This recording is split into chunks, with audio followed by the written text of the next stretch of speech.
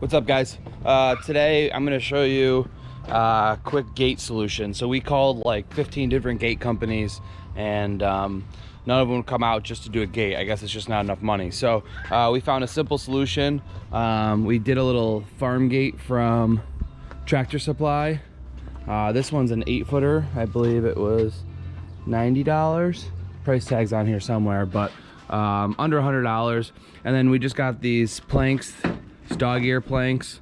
They're just over $1 at Home Depot, a little bit more expensive at Lowe's. They're pressure treated. And then lastly, some self-tapping screws here. So it's pretty simple. What we did was, in the package, we bought a wheel. So these are about 25 bucks. You attach the wheel to the lower end here, and then basically we're just doing 2 self-tappers here and here, and we're going all the way down. And then what we'll do is we'll zip this line in accordance with how high we want the gate, but you want it to actually rest on the wheel, and I'll show you over here. Here's one that we have done. They come with, see how it's resting on that wheel there? Put a little indentation in my driveway. Not the happiest about it, but it actually works. It keeps it still. But so put in a 6x6 post, about 30 bucks at Lowe's. These screw into the post here like this, and then the gate just sets on top of it. So like if you're plowing and and there's snow or whatever, and you need to pull it up, you can literally just pull the gate right up. This is a 12-footer, so again, measure the space you need. And they have these gates in all different sizes at Tractor Supply, but this is one kind of, you can see, that's completed.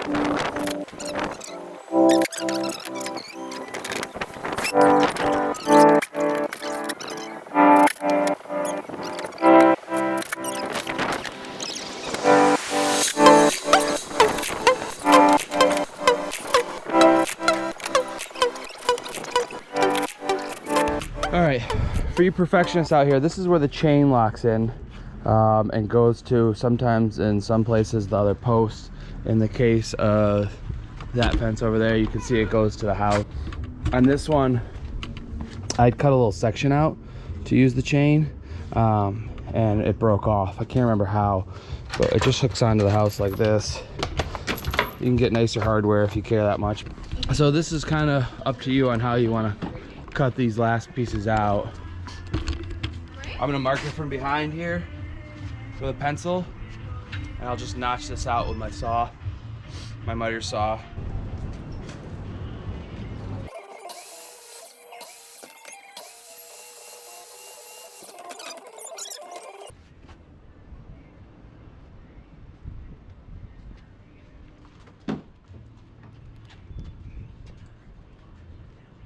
So I wish I had a chalk line here, but I'm just gonna end up measuring and then doing a straight edge with a skill saw.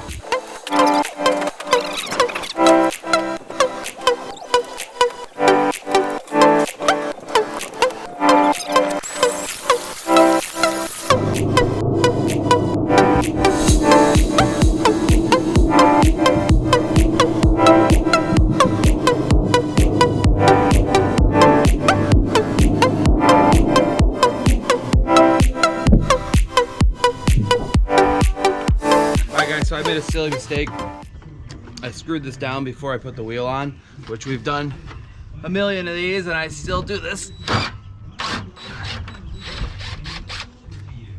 So I'm just taking out the bottom too, so that we can get that wheel around this. And then we'll screw it back into place. So all in, guys, this project is about, let's see, 80 bucks for the gate, 50 for the wood. I don't know, 20 for this, 150, 160 bucks. I'm sure a fencing company, you got the posts and some concrete too, so call it 200 on the high side, but I'm sure a fencing company would charge you $550, $6 upwards probably at this point. So it's a nice simple solution. It looks good. If you want to, after a year or so, the wood drying out, you can paint it. So the wheel fits on just like this, guys, but you'll see, because the fence piece is hitting this wheel, I can't get the bolt through. The bolt actually has to wrap around this pipe and go through to the other side over here. So what I'm going to do is I'm just going to trim from here over and down so I can get that wheel a little bit further this way, and then we'll bolt those in. So you'll see these guys, these are spacers. You're going to need them with these style gates, so just heads up there. Don't tighten this all the way down, guys. You're going to want to tighten it all the way down once you get the gate into place and you know the actual height you want it, because you want this wheel to actually be underneath to the point where it's actually supporting some of the gate, or else you're gonna have too much pressure on your post at all times. All right, guys, day 2 here. So now what we're gonna do is we're gonna pull the gate over that's over there up to this post here, and we're gonna measure where we need to put our little pins here. So just a little note for you guys, some people that want it more permanent will put the top pin up and actually put the bottom pin down like that. We're gonna put both up like this just because in the winter we're gonna plow back here, so what I'll probably end up doing is just taking the gate completely off for the winter, just because everything looks like crap anyways. It's just to make things look better in the summer. So that's what we're gonna do now. You see the DeWalt over there. We're gonna drill a couple pilot holes after we measure them up, then we'll go from there.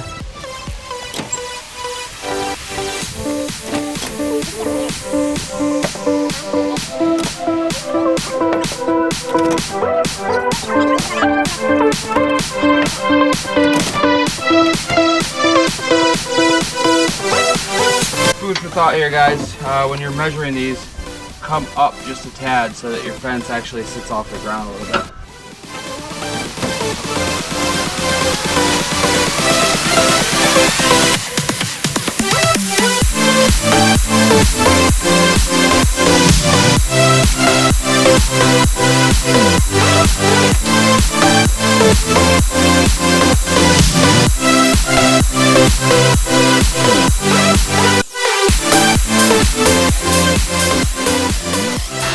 Guys, these don't have to be perfect. You'll have some leeway in the bolt, so don't worry too much about getting it dead on. All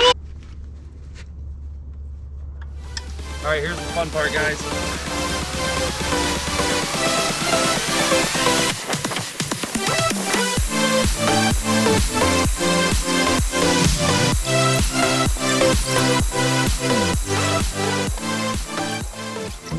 Guys, there's a little rubber seal on these on the threads of these. Sometimes they give me on both, sometimes they give me on one, but they just keep the water out of your holes. So I figured out how far in the bolt was gonna go, and I pulled the seal back, and I'm just screwing it in up to the seal. So now that we have them on, guys, I put the bottom one on first, and then I just kind of lined it up, and what I realized, I need to come out a little bit with the top. So lift up on that side.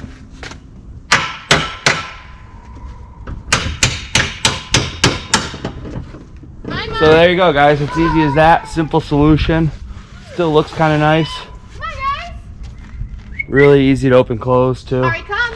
Lola, come. Let's go. Now all we're going to do is just adjust this wheel down at the bottom so that it supports a little of the weight when the gate's closed. That way you don't always have a ton of weight on that one. Alright, guys, just so you know, you want to keep this fairly low so it takes the stress off your post. Some of the 12-footers, it's more important. On an 8-footer, that 6x6 post should hold this no problem. The wood adds a little weight to it though, so I just do it as a precautionary, kind of extend the life of the fence a little bit. So guys, these the bolts on these are actually square on the other side, so they actually set into place, so you don't need to worry about holding it on the other side, so you can just ratchet it down from here.